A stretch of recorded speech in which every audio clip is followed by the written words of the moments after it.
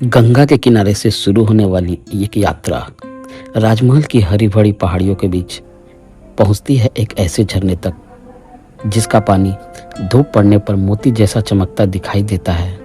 लेकिन इस जगह की कहानी सिर्फ झरने तक खत्म नहीं होती, क्योंकि इसी झरने के पास मौजूद एक गुफा में विराजमान है भगवान शिव। और यहाँ के पुजारी बताते हैं कि इस शिवलिंग की कहानी का संबंध पांडवों के वनवास के समय से जुड़ा हुआ है।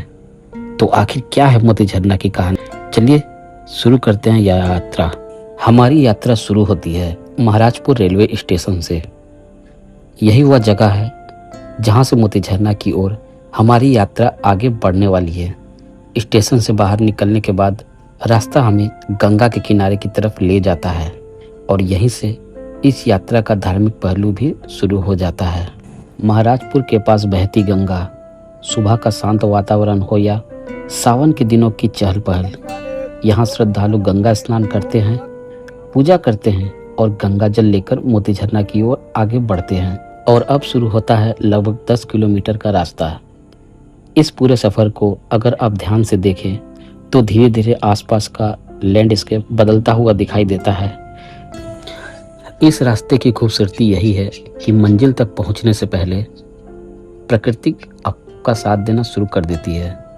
चारों तरफ हरियाली, पहाड़ियों का विस्तार और आखिरकार हम पहुंचते हैं मोती झरना। प्रवेश करते ही यहाँ का माहौल बदल जाता है। प्रसाद की दुकानें हैं, खिलौनों की दुकानें हैं, खाने पीने की दुकानें हैं और श्रद्धालुओं तथा पर्यटकों की आवाजाही से पूरा इलाका जीवंत दिखाई देता। लेकिन क्या आपने कभी सोचा है कि आखिर इस जगह का नाम मोती झरना क्यों पड़ा? स्थानीय तौर पर बताई जाने वाली वजह काफ़ी दिलचस्प है।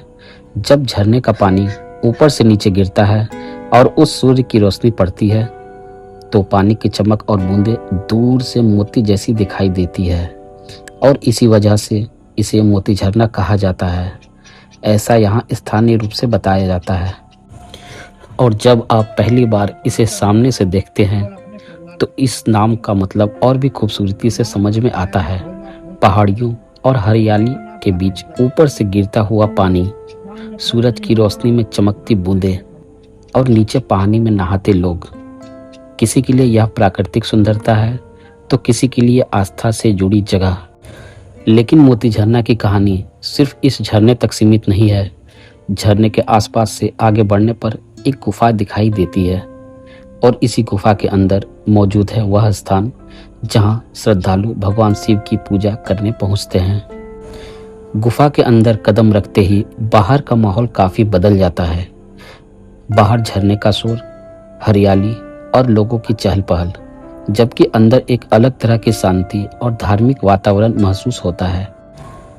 लेकिन इस गुफा के अंदर मौजूद शिवलिंग को लेकर यहाँ एक बहुत पुरानी स्थानीय मान्यता सुनने को मिलती है। यहाँ के पुजारी के अनुसार जब पांचों पांडव अपनी पत्नी द्रौपदी के साथ वनवास के दौरान इस क्षेत्र से गुजर रहे थे तब उन्होंने कुछ समय यहाँ बिताया था। मान्यता है कि उस समय पूजा अर्चना के लिए द्रौपदी ने यहाँ शिवलिंग का निर्माण करवाया था।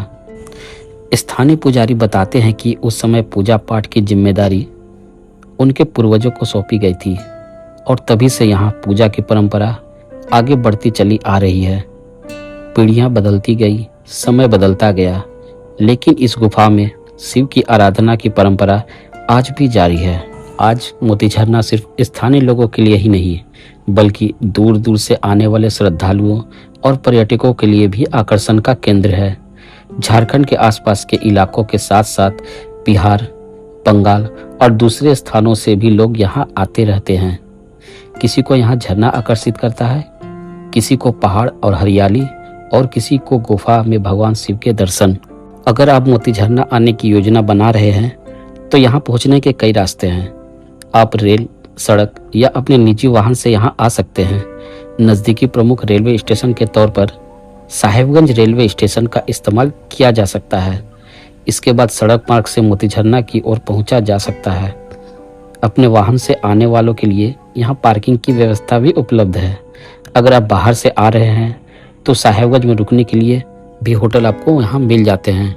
मेरे लिए मोती झरना की सबसे खास बात सिर्फ इसका झरना नहीं है, इसकी खासियत उस पूरे सफ़र में है जो गंगा के किनारे से शुरू होता है, पहाड़ियों और हरियाली के बीच से गुजरता है, झरने की आवाज़ तक पहुंचता है और आखिर में एक गुफा के भीतर भगवान शिव के सामने आकर ठहर जाता है।